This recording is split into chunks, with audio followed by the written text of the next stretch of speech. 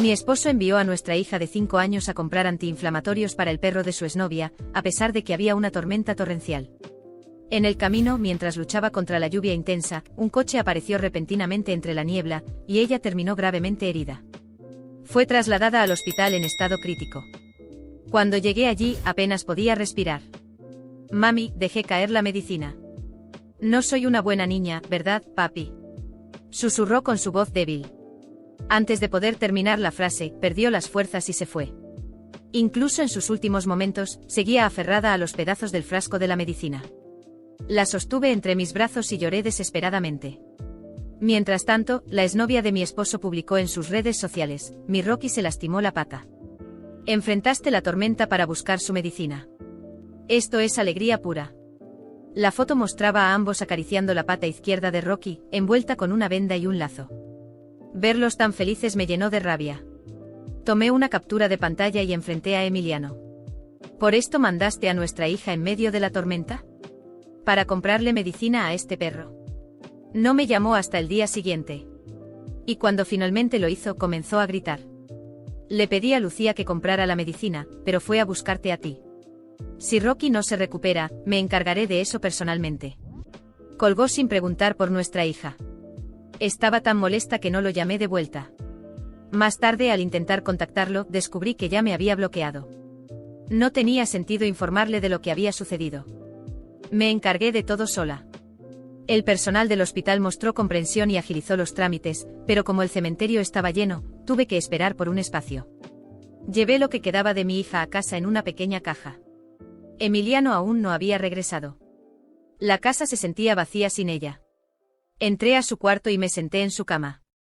La dulce voz de mi hija resonaba en mi mente, trayendo lágrimas a mis ojos.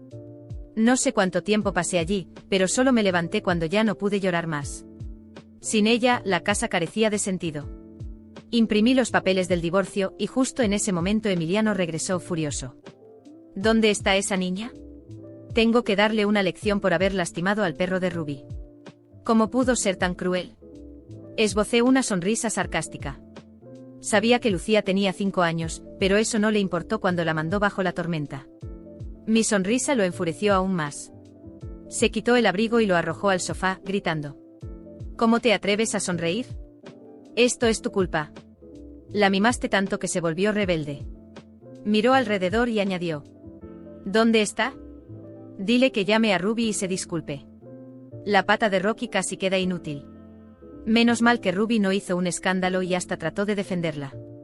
Si la hubieras educado bien, esto no habría pasado. Ahora voy a enseñarle una lección. Y si tratas de impedirlo, tú también vas a pagar. Mi hija ya no estaba con nosotros. No había nada más que decir, así que arrojé los papeles del divorcio a su cara. Firma y vete con Ruby. Mi hija no necesita que nadie la discipline. Pensé que estaría feliz de firmar, pero explotó de ira. Rasgó los papeles sin siquiera mirarlos. ¿Divorcio? Ahí vas otra vez con tus paranoias.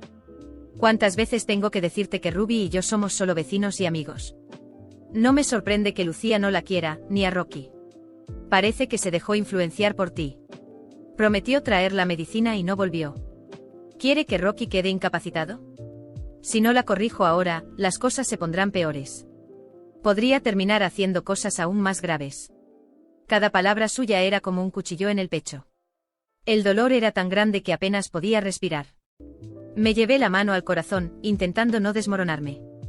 Por un momento sentí que no podría seguir en pie, pero me mantuve firme y lo enfrenté. ¿Escuchas lo que dices? ¿Cómo puedes hablar así de una niña de 5 años? ¿No crees que estás exagerando? La mandaste bajo la lluvia sin pensar en si era seguro, y ahora la culpas por no haber regresado. No quiero saberlo, me interrumpió impaciente. Era solo lluvia. La farmacia está a la vuelta de la esquina. ¿Qué podría pasar? Ya tiene 5 años, necesita aprender a ser independiente. Haces un escándalo por cualquier cosa. Se frotó las sienes, claramente frustrado. No quiero seguir hablando de esto. Haz que le llame a Ruby y se disculpe, así Ruby podrá dormir tranquila esta noche. Al mirarlo me sentí completamente distante. No le preocupaba lo que nuestra hija había pasado, solo que Ruby tuviera una buena noche de descanso. La vida de nuestra hija parecía valer menos que eso. ¡Qué ironía! En ese momento tomé mi decisión, no necesitaba que él fuera al funeral. Si no le importó mientras estaba viva, tampoco importaría ahora. Mi hija no se disculpará con Ruby, declaré fríamente. El rostro de Emiliano se endureció con furia. Sigue mimándola así, y verás cómo todo empeora. Diciendo esto, salió dando un portazo. Siempre hacía lo mismo cuando discutíamos. Antes, yo siempre cedía y buscaba reconciliación, pero esta vez sería diferente. Redacté otra copia de los papeles de divorcio, la firmé y abracé con fuerza la pequeña caja con los restos de mi hija. Me fui sin mirar atrás. Los meses que siguieron fueron un borrón de dolor y rabia. Cada noche era una batalla silenciosa para no perder la cabeza, abrazando con fuerza la pequeña caja con los restos de mi hija. Emiliano no intentó contactarme después del divorcio. En cuanto entregué los papeles firmados en el registro, desaparecí de su vida, dejando atrás la casa y todas las cosas que nos unían. Vendí lo poco que tenía para alquilar un pequeño apartamento lejos de todo, donde pudiera empezar de nuevo sin las pesadas memorias. Tiempo después, una amiga me contó que Emiliano y Ruby mostraban su familia perfecta en redes sociales junto al perro Rocky. Celebraban su compromiso con fotos de cenas y viajes como si nada hubiera pasado. Cada publicación era una daga en el corazón. Ruby escribía cosas como: Rocky finalmente tiene la familia que siempre mereció. No mencionaban ni una sola vez a Lucía, como si nunca hubiera existido. Ese silencio era peor que cualquier insulto. Sabía que no podía dejarlo así. La idea de ver a Emiliano feliz, después de todo lo que había hecho, me quemaba por dentro. Comencé a reunir pruebas, capturas de pantalla de publicaciones, mensajes antiguos y audios de las veces que me gritó o me culpó. Contraté a un abogado y presenté una demanda por negligencia. Quería llevarlo a los tribunales, obligarlo a dar la cara por lo que había hecho. Sabía que intentaría librarse, pero esta vez yo tenía el control. La notificación legal llegó a sus manos, y la reacción no tardó en llegar. Emiliano me llamó después de meses de silencio, furioso al otro lado de la línea. Esto es una broma, ¿verdad? No tienes pruebas de nada, fue culpa de ella por salir en la lluvia. Intentaba convertir su negligencia en algo trivial, como si fuera normal mandar a una niña pequeña bajo una tormenta. Su frialdad me revolvía el estómago. No respondí. Lo dejé gritando en el vacío y colgué. Los días siguientes Emiliano no paraba de mandarme mensajes, alternando entre amenazas y súplicas. Decía que yo estaba arruinando su vida y que Ruby podría dejarlo si el caso se hacía público. Justo eso era lo que quería, verlo hundirse. Cuando se dio cuenta de que no cedería, sus mensajes se volvieron más agresivos: te vas a arrepentir de esto. Te lo juro. El día de la audiencia llegó. Emiliano apareció con Ruby, ambos agarrados de la mano, tratando de fingir que nada los afectaba. Su abogado intentó minimizar lo sucedido, diciendo que la situación había sido un malentendido. Cuando Emiliano subió al estrado, tuvo la audacia de decir que yo era la responsable por no haber criado a una niña capaz de afrontar dificultades. Eso fue el colmo.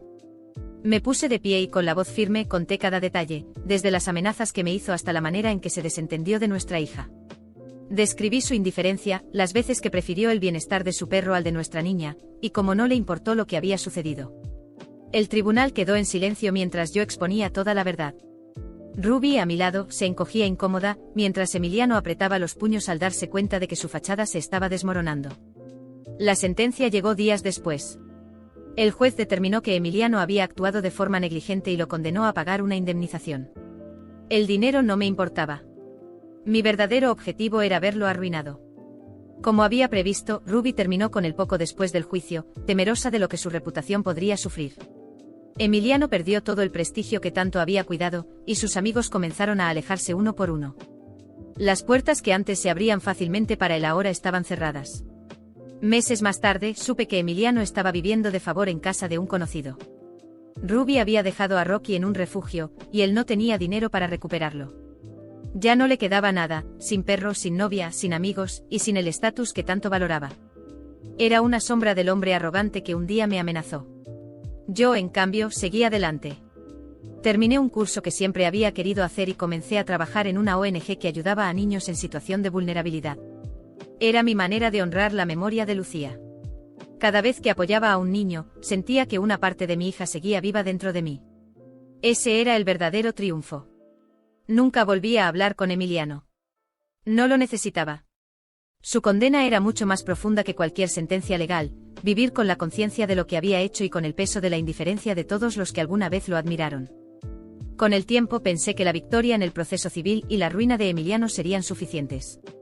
Pero a medida que pasaban los días, me di cuenta de que esa sensación de justicia era solo superficial. El recuerdo de Lucía me acompañaba en cada momento, y cada vez que pensaba en cómo Emiliano había seguido con su vida como si nada hubiera pasado, la rabia volvía a quemar dentro de mí. Él había destruido la vida de nuestra hija, y seguía libre. No podía aceptarlo.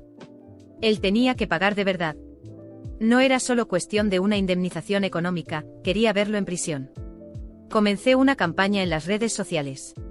Creé una página dedicada a la memoria de Lucía, contando su historia de forma cuidadosa, sin detalles que pudieran ser malinterpretados. Compartí fragmentos de los audios de Emiliano culpándome por la muerte de nuestra hija, así como mensajes en los que mostraba su desprecio. Describí cómo había priorizado el bienestar del perro y de Ruby por encima de nuestra hija. Al principio parecía solo otra historia más en internet, pero pronto se volvió viral. La indignación creció rápidamente. Los medios comenzaron a cubrir la historia, y la presión pública aumentaba. Personas de todo el país compartían mi relato, exigiendo justicia para Lucía. Se crearon hashtags y las redes se llenaron de comentarios pidiendo que Emiliano fuera llevado ante la justicia. Él trató de defenderse, contrató abogados y publicó comunicados diciendo que era víctima de una campaña de difamación. Pero ya era tarde. Las pruebas que tenía eran irrefutables, y la gente estaba del lado de la verdad. La presión fue tan fuerte que las autoridades decidieron reabrir el caso. El Ministerio Público presentó cargos formales por negligencia grave que resultó en la muerte de una menor. Emiliano fue arrestado y llevado a juicio. Intentó contactarme varias veces, alternando entre súplicas y amenazas, pero nunca respondí. El proceso criminal había comenzado, y yo no iba a detenerme hasta verlo tras las rejas. Durante el juicio, Emiliano apareció acompañado de un abogado defensor que trató de minimizar los hechos, argumentando que había sido un trágico accidente y que Lucía había salido por decisión propia. Intentaron manipular la narrativa, insinuando que yo estaba emocionalmente desequilibrada y que había convertido el dolor en una forma de venganza. Me mantuve firme. Mi abogado estaba preparado, y teníamos todas las pruebas para desmantelar sus mentiras. Presentamos los mensajes en los que Emiliano desestimaba lo sucedido, los audios donde se mostraba indiferente y las conversaciones en las que amenazaba con hacerme daño si el perro de Ruby quedaba herido. Relaté cómo no se preocupó por Lucía tras el accidente y cómo me bloqueó sin siquiera preguntar qué había pasado. El tribunal escuchó en silencio mientras exponíamos cada prueba, y la máscara de Emiliano se fue desmoronando. Ruby, que estaba en la audiencia, se encogía en su asiento cada vez que se mencionaba su nombre. La defensa intentó argumentar que Emiliano estaba emocionalmente afectado, y que no era consciente de sus actos en ese momento. Pero el juez no se dejó engañar. Las pruebas eran contundentes y el comportamiento de Emiliano después de la tragedia era inexcusable bajo cualquier circunstancia. A medida que avanzaba el juicio, Emiliano se hundía más. El último día del juicio, Emiliano fue llamado al estrado para declarar. Estaba visiblemente nervioso, sin la arrogancia que siempre lo había caracterizado. Trató de justificarse, pero sus palabras eran vacías. Cuando fue confrontado con los audios y mensajes, comenzó a tartamudear y a contradecirse. En un momento de desesperación, gritó: «Solo era una medicina, ¿cómo iba a saber que algo así iba a pasar?». Su frialdad al referirse a la muerte de nuestra hija dejó a todos en shock. El tribunal guardó silencio mientras el juez dictaba su sentencia. Emiliano fue declarado culpable de negligencia grave, y lo condenaron a 8 años de prisión sin posibilidad de libertad condicional durante los primeros 5 años. Cuando escuchó la sentencia, su rostro se volvió pálido. Finalmente comprendió que no había escapatoria. El día en que fue llevado a prisión, sentí un alivio que no había experimentado antes. No era felicidad, pero sí una profunda sensación de justicia. Las personas que habían seguido la campaña celebraron la sentencia, y recibí mensajes de apoyo de todas partes. La noticia de su encarcelamiento se difundió rápidamente y Emiliano se convirtió en un ejemplo de que la justicia, aunque tarde, puede llegar. Hoy sigo con mi vida. He encontrado un propósito trabajando en una ONG que ayuda a niños en situaciones vulnerables. Es mi manera de honrar la memoria de Lucía, manteniéndola viva a través del bien que puedo hacer por otros niños. A pesar de todo, la nostalgia nunca desaparece. Hay días en los que la extraño profundamente y me encuentro imaginando cómo sería nuestra vida si ella aún estuviera aquí. A veces, en la quietud de la noche, creo escuchar su risa o siento su presencia a mi lado. He aprendido a vivir con esa ausencia, a llevar el dolor como parte de mí. No hay forma de llenar el vacío que dejó Lucía, pero saber que Emiliano está pagando por lo que hizo me trae una paz que antes creía inalcanzable. La justicia se hizo y aunque mi hija no volverá, su memoria vivirá en cada paso que doy, en cada niño que ayudo y en cada decisión que tomo para seguir adelante.